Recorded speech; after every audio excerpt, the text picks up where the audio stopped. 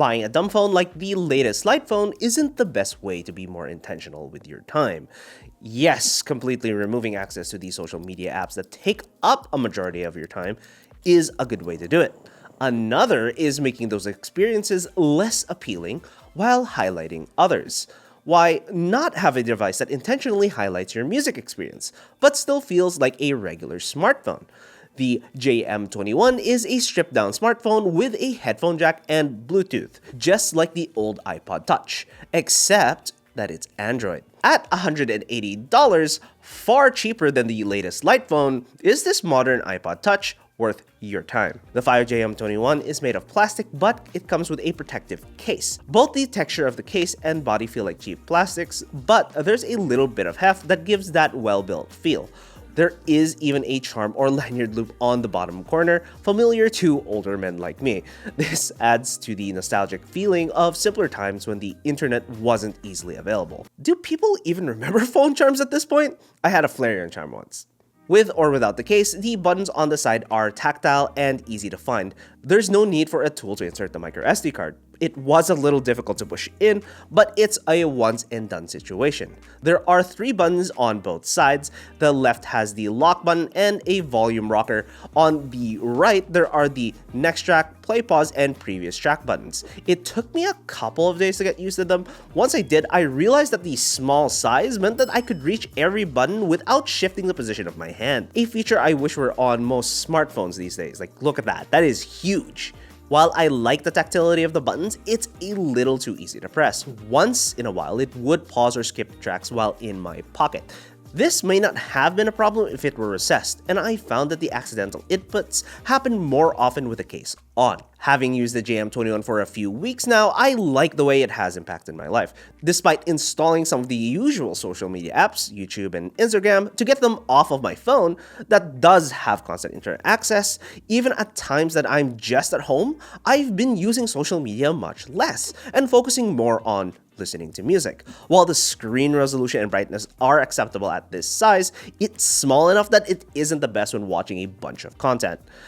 But that's the point. It's a music player. It plays music and has a headphone jack, both the regular 3.5 and the balanced 4.4 Pentacon, with 3 modes of gain, low, medium, and high, so I was able to use hard-to-drive headphones all the way to sensitive IEMs. The output volume is more than enough to handle any headphones I threw at it, and I didn't find noticeable coloration added to the sound that the JM21 is outputting, but I did find it slightly compressed compared to a fully fledged desktop DAC. If you want to know more about desktop amps, check out the article on the SoundGuys website in the description below. The JM21 is effectively a Swiss Army knife of the audiosphere with 6 different built-in modes. There's the default Android mode, running Android 13 for ease of use and the ability to use music streaming services such as Spotify or even Tidal.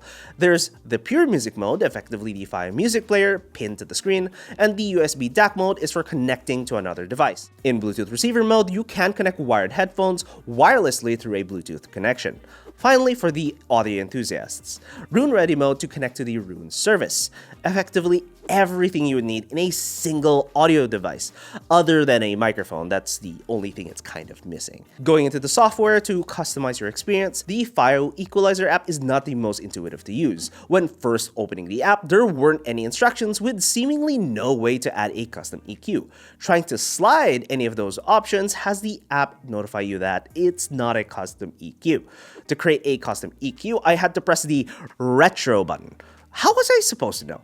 This could be alleviated by adding some sort of a list icon or maybe a plus to the side of the currently applied EQ button. Despite being able to do many things, just like every jack of all trades, there are a lot of drawbacks that don't make this the best to use for every scenario. There is a noticeable lag when using the UI in comparison to most flagship Android phones, but that's to be expected. The real issue I have is with the Bluetooth receiver mode and USB DAC mode, with lag that is not ignorable. The moment you use it other than listening to music, the default Bluetooth connection on SBC already has lag, and when moving the codec to a higher bitrate one like LDAC, that lag increases. The same lag exists when in USB DAC mode, even when I lowered the bitrate. This makes the Fiio JM21 a dedicated music-only device. So does it work to get rid of the social media addiction? Well, This can work as a solution for those who want to stave off their scrolling social media addiction without having to completely go offline. It's great for listening to music, but with the wireless latency, it's not ideal for watching a movie or playing video games. It's a nice looking, well-built, physical reminder that you could be enjoying some music. It does very well in being a music player, and that's the point. Intentionally listening to music when an album drops or if your favorite artist puts out a new track.